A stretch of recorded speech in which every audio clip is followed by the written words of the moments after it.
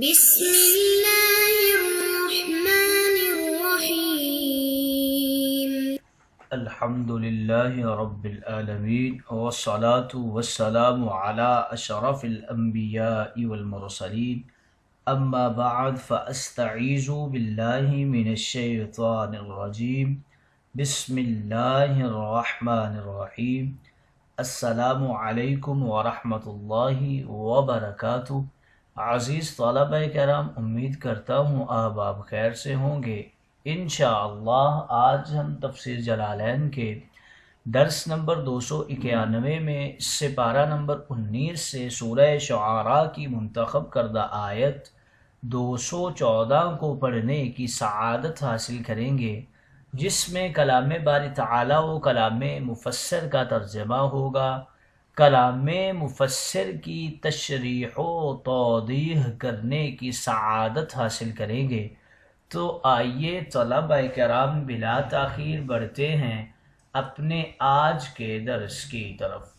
بسم اللہ الرحمن الرحیم۔ رب تعالی نے ارشاد فرمایا وَأَنذِرْ عَشِيرَتَكَ الْأَقْرَبِينَ۔ محبوب علیہ السلام کو رب تعالی نے حکماً ارشاد فرمایا اور اپنے قریبی رشتہ داروں کو ڈرائیے۔ وہ بنو ہاشم اور بنو مطلب ہیں۔ وَقَدْ أَنذَرَهُمْ جِهَارًا، اور حضور علیہ السلام نے ان کو کھلم کھلا اعلانیہ ڈرایا، اور اس بات کو بخاری اور مسلم نے روایت کیا ہے۔ آئیے طلبہ کرام ترجمہ کے بعد بڑھتے ہیں آج کے درس کی تشریح و توضیح کی طرف۔ رب تعالیٰ نے فرمایا حضور علیہ السلام سے کہ آپ اپنے قریبی رشتہ داروں کو اللہ کے عذاب سے ڈرائیے، یعنی آپ اپنے قریبی رشتہ داروں کو اس عذاب سے ڈرائیے جو شرک کرنے اور کبیرہ گناہ کرنے کی وجہ سے ہوتا ہے۔ اس آیت میں قریبی رشتہ داروں کے لیے عشیرہ کا لفظ ہے، اور عشیرہ کا لفظ عشرہ سے بنا ہے، اور عشرہ 10 کا عدد کامل ہے۔ اس لیے یہ لفظ کسی شخص کے ان رشتہ داروں کی جماعت کا نام بن گیا جو کثیر تعداد میں ہوں، خواہ وہ اس کے قریب ہوں یا اس کے معاون ہوں۔ اس آیت میں قریبی رشتہ داروں سے مراد بنو ہاشم ہیں۔ اللہ کے عذاب سے ڈرانے میں ان سے ابتدا کرنا اس طرح اولا ہے جس طرح نیکی اور صلہ رحمی میں ان سے ابتدا کرنا اولا ہے۔ قریبی رشتہ داروں کے ساتھ نیکی اور صلہ رحمی کرنے کے متعلق کچھ احادیث ہیں۔ حضرت ابو ہریرہ بیان کرتے ہیں، ایک شخص نے کہا یا رسول اللہ، میری نیکی اور صلہ رحمی کا کون زیادہ مستحق ہے؟ آپ نے فرمایا تمہاری ماں۔ اس نے پھر پوچھا کون؟ آپ نے فرمایا تمہاری ماں۔ اس نے پھر پوچھا حضور کون زیادہ مستحق ہے؟ آپ نے فرمایا تمہاری ماں۔ اس نے چوتھی دفعہ پوچھا تو آپ نے فرمایا تمہارا باپ، اور ایک روایت میں آپ نے فرمایا تمہاری ماں، پھر فرمایا تمہاری ماں، پھر فرمایا تمہاری ماں، اور پھر فرمایا تمہارا باپ، اور پھر فرمایا تمہارے زیادہ قریب زیادہ قریب۔ حضرت ابن عمر رضی اللہ تعالی عنہما بیان کرتے ہیں رسول اللہ نے فرمایا کسی انسان کی سب سے بڑی نیکی یہ ہے کہ وہ اپنے باپ کے پیٹھ پھیرنے کے بعد اس کے دوستوں کے ساتھ نیکی کرے۔ حضرت ابو مسعود بدری رضی اللہ تعالی عنہ بیان کرتے ہیں نبی کریم نے فرمایا جب کوئی مسلمان اپنے گھر والوں پر ثواب کی نیت سے خرچ کرتا ہے تو اس کو اس میں بھی صدقے کا اجر ملتا ہے۔ جس طرح قریب کے رشتہ داروں کو اللہ کے عذاب سے ڈرانے کا حکم ہے اور قریب کے رشتہ داروں کے ساتھ نیکی اور صلہ رحمی کرنے کا حکم ہے، اسی طرح جو کفار قریب ہوں ان کے خلاف پہلے جہاد کرنے کا حکم ہے، جیسا کہ آیت مقدسہ میں ہے یا ایھا الذین آمنوا قاتلوا الذین یلونکم من الکفار، اے ایمان والو ان کفار سے جہاد کرو جو تمہارے قریب ہیں۔ اس آیت میں کفار سے جہاد کرنے کا اہم اصول بیان کیا گیا ہے کہ الاول فالاول اور الاقرب فالاقرب کے موافق کفار کے خلاف جہاد کیا جائے، جس طرح رسول اللہ صلی اللہ علیہ وسلم نے سب سے پہلے جزیرہ عرب کے مشرکین سے قتال کیا۔ جب آپ مکہ، طائف، یمامہ، خیبر، یمن اور حضرموت کے وغیرہ کے خلاف جہاد سے فارغ ہو گئے تو پھر آپ نے اہل کتاب سے جہاد کا آغاز کیا اور 9 ہجری میں عیسائیوں سے جہاد کرنے کے لیے تبوک تشریف لے گئے جو جزیرہ عرب کے قریب ہے۔ پھر رسول اللہ کے وصال کے بعد خلفائے راشدین نے روم کے عیسائیوں سے قتال کیا اور پھر ایران کے مجوسیوں کے خلاف جہاد کیا۔ جب یہ آیت مقدسہ نازل ہوئی، حضرت ابن عباس فرماتے ہیں رسول اللہ صفا پہاڑ پر چڑھے، آپ نے بلند آواز میں فرمایا یا صباحو۔ دشمن کے حملے کے وقت ان الفاظ کے ساتھ تنبیہ کی جاتی تھی، ان کے کفر و شرک کی وجہ سے آپ کو ان پر عذاب کا خطرہ تھا، اس لیے آپ نے ان الفاظ کے ساتھ تنبیہ کر کے قوم کو آواز دی۔ تو مکہ کے سب لوگ آپ کے ارد گرد جمع ہو گئے۔ آپ نے فرمایا یہ بتاؤ کہ اگر میں تم کو یہ خبر دوں کہ دشمن کا ایک بڑا لشکر اس پہاڑ کے پیچھے کھڑا ہے تو کیا تم سب میری تصدیق کرو گے؟ سب نے کہا ہم نے آپ سے کبھی جھوٹ نہیں سنا، اس لیے ہم آپ کی تصدیق کریں گے۔ تو آپ نے فرمایا میں تم کو اس بات سے ڈرا رہا ہوں کہ تمہارے سامنے بہت سخت عذاب ہے۔ تب ابو لہب نے کہا تمہارے لیے ہلاکت ہو، کیا تم نے ہم کو صرف اس لیے جمع کیا تھا؟ پھر وہ کھڑا ہو گیا۔ اس موقع پر یہ آیت مقدسہ نازل ہوئی تبت یدا ابی لہب وتب۔ ابو لہب کے دونوں ہاتھ ٹوٹ گئے اور وہ خود بھی ہلاک ہو گیا۔ حضرت ابو ہریرہ بیان کرتے ہیں جب رسول اللہ پر یہ آیت مقدسہ نازل ہوئی وَأَنذِرْ عَشِيرَتَكَ الْأَقْرَبِينَ، تو آپ نے فرمایا اے قریش کی جماعت اپنی جانوں کو خرید لو، یعنی عذاب سے بچاؤ، میں تم کو اللہ کے عذاب سے ذرا بھی نہیں بچا سکتا۔ اگر تم اپنے کفر اور شرک پر قائم رہے تو میں تم کو عذاب سے ذرہ برابر بھی نہیں بچا سکتا۔ اے بنو عبد مناف، میں تم کو اللہ کے عذاب سے ذرا بھی نہیں بچا سکتا۔ اے صفیہ رسول اللہ کی پھپھی، میں تم کو اللہ کے عذاب سے ذرا بھی نہیں بچا سکتا۔ اے فاطمہ بنت محمد، میرے مال سے جس چیز کا چاہے سوال کرو، میں تم سے اللہ کے عذاب کو بالکل دور نہیں کر سکتا۔ ایک اور حدیث کا متن کچھ یوں ہے، حضرت ابو ہریرہ بیان کرتے ہیں جب یہ آیت مقدسہ نازل ہوئی تو رسول اللہ نے قریش کے ہر خاص و عام کو بلایا۔ جب وہ سب جمع ہو گئے رسول اللہ نے فرمایا اے بنی کعب بن لوا، تم اپنی جانوں کو دوزخ کی آگ سے بچاؤ۔ اے بنی مرہ بن کعب، تم اپنی جانوں کو دوزخ کی آگ سے بچاؤ۔ اے بنی عبد شمس، اے بنی عبد مناف، اے بنی ہاشم، اے بنی عبد المطلب، اے فاطمہ، تم اپنی جانوں کو دوزخ کی آگ سے بچاؤ، البتہ میرا تمہارے ساتھ رحم کا رشتہ ہے اور میں ان قریب اس کی تراوٹ تم کو پہنچاؤں گا۔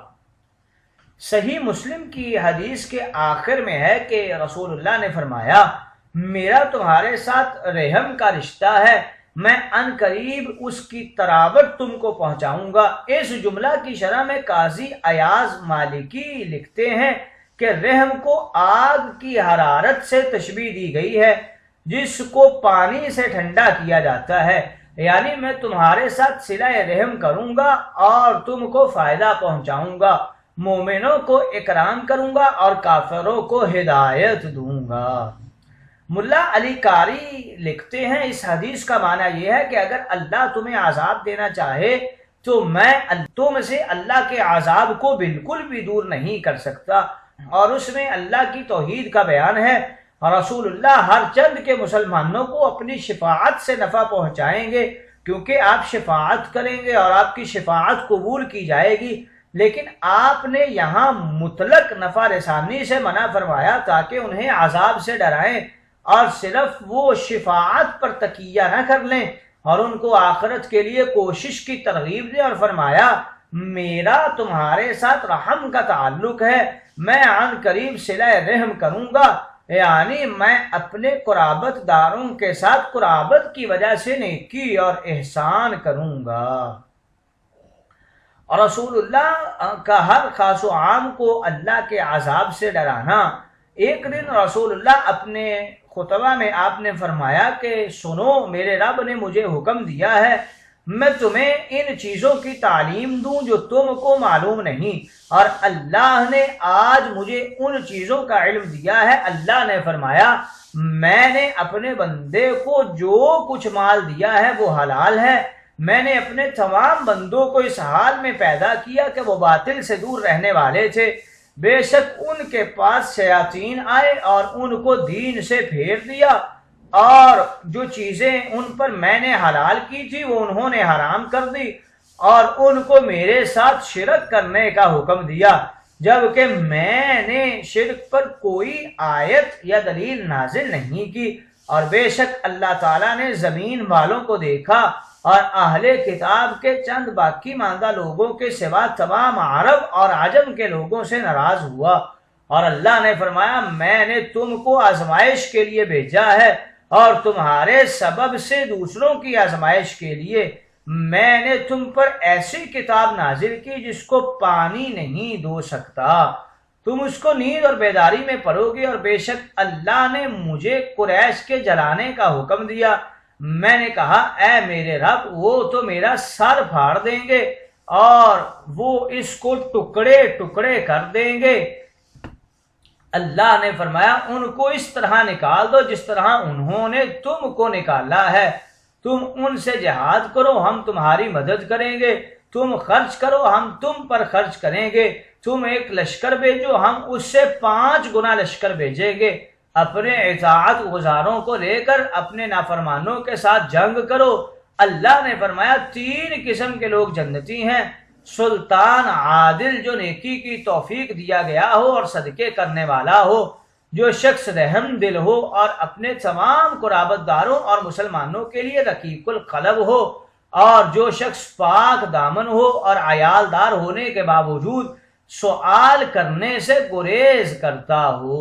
اور فرمایا کہ 5 قسم کے لوگ دوزخی ہیں، وہ ضعیف لوگ جن کے پاس عقل نہ ہو، جو تمہارے ماتحت ہوں اور اپنے اہل اور مال کے لیے کوئی سعی نہ کریں، وہ خائن جس کی طمع پوشیدہ نہ ہو، جو معمولی سی چیز میں بھی خیانت کرے، وہ دھوکہ باز جو ہر صبح اور ہر شام کو تمہارے ساتھ تمہارے اہل اور تمہارے مال کے ساتھ دھوکہ کرے۔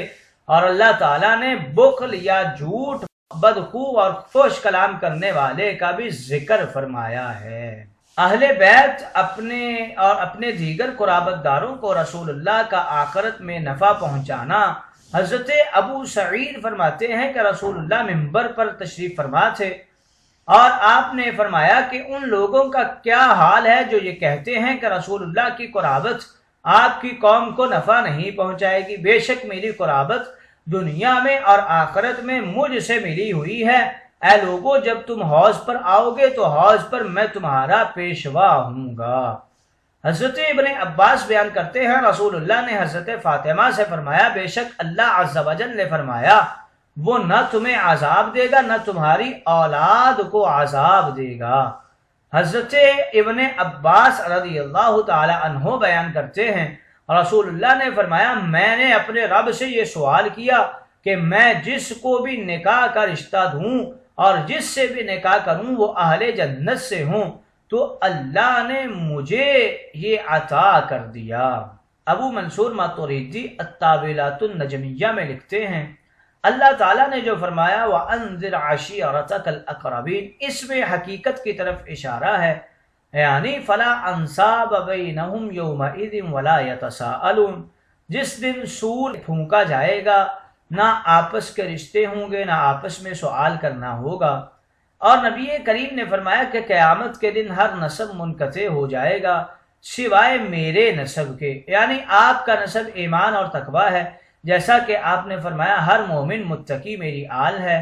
سنو آل ابی فلاں میرے اولیاء نہیں ہیں، میرا ولی اللہ ہے اور صالح مومنین ہیں۔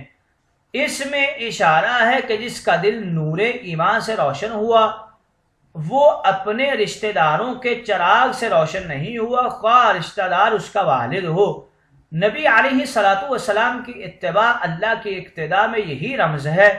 یہی وجہ ہے کہ انسان خود کھانا کھائے تو اس کا پیٹ بھرتا ہے اور اس کے والد کے کھانے سے اس کا پیٹ نہیں بھرتا۔ سو آپ نے اپنے رشتہ داروں کو اس بات سے ڈرایا کہ اگر ان میں اصل ایمان نہیں ہے تو رسول اللہ کی قرابت انہیں کوئی نفع نہیں دے گی اور نہ ان کے حق میں شفاعت قبول کی جائے گی۔ البتہ اگر وہ ایمان یافتہ ہوں گے تو بروز حشر رسول اللہ کی شفاعت انہیں فائدہ بھی دے گی اور آپ کی شفاعت سے ساری امت مسلمہ وہ جنت میں چلی جائے گی۔